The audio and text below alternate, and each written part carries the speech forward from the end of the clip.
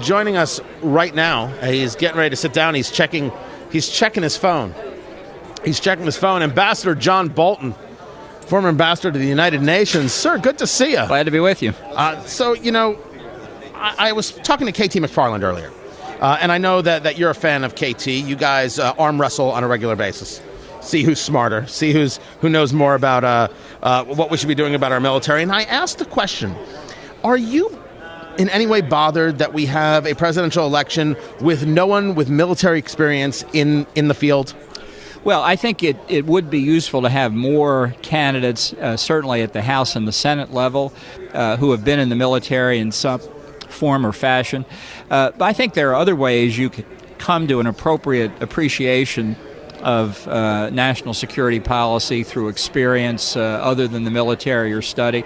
But the fact is, when you have a lot of people who are not there's not a leavening of military experience, it makes a difference. And, one of the things that I think is most encouraging in that regard is that we now have people coming into Congress like Martha McSally, a congresswoman from Arizona, the first female squadron leader of an Air Force combat squadron, because to the extent that women did not participate in the military, their eventual and important rise in prominence in politics would be a real problem in that regard. But as long as you've got people like Martha McSally and others who I hope will join her, I think that will take care of itself.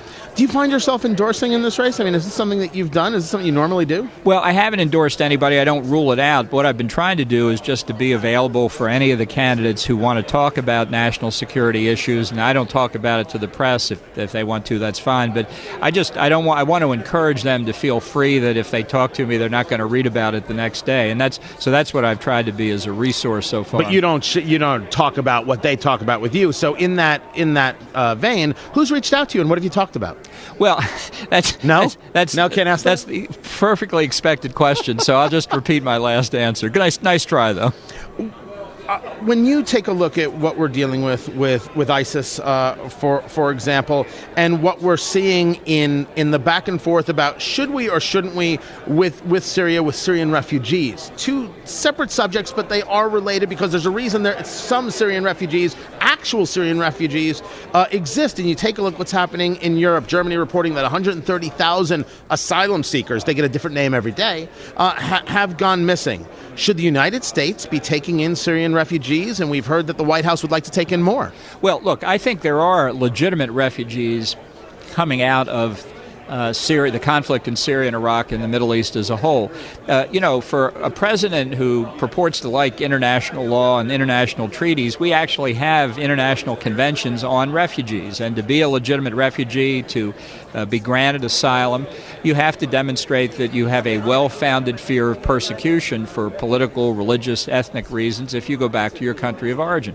I think in that conflict, you can see there are people who qualify for that. Christian populations that are being eliminated by ISIS in the territories they control, the Yazidis and others. These are people we should look at very carefully. We're not under any obligation to take anybody. And I don't think we have to be ashamed of the humanitarian assistance we've given to the people in the refugee camps, but I think Europe has made a huge mistake in the indiscriminate acceptance of people coming out of the conflict, many of whom are not from Syria, who are not refugees, and who may well be terrorists. Just one last fact on that.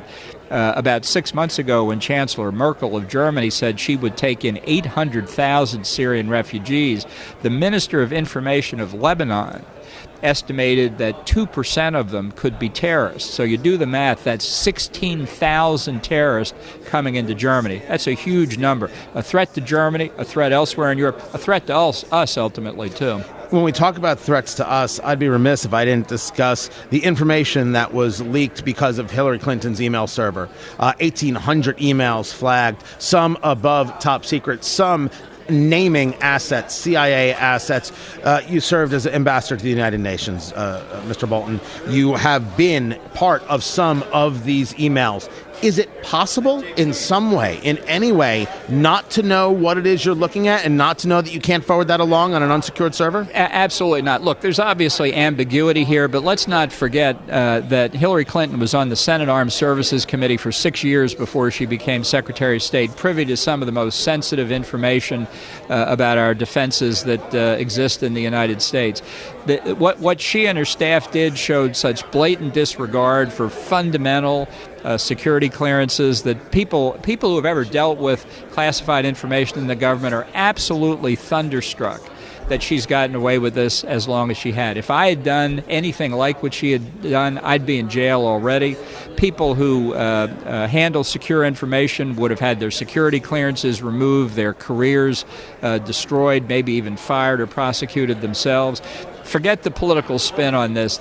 She is in serious legal jeopardy, and the news that came out last night that her aide, Brian Pagliano, had been granted immunity by the FBI. There's only proof of it, right? Look, it puts to the torch the idea that this was just a security review. The FBI doesn't do security reviews. It's not a think tank. It looks at potential criminal violations and investigates those that it thinks are serious. This is the proof that she's in real legal jeopardy, and people need to understand that.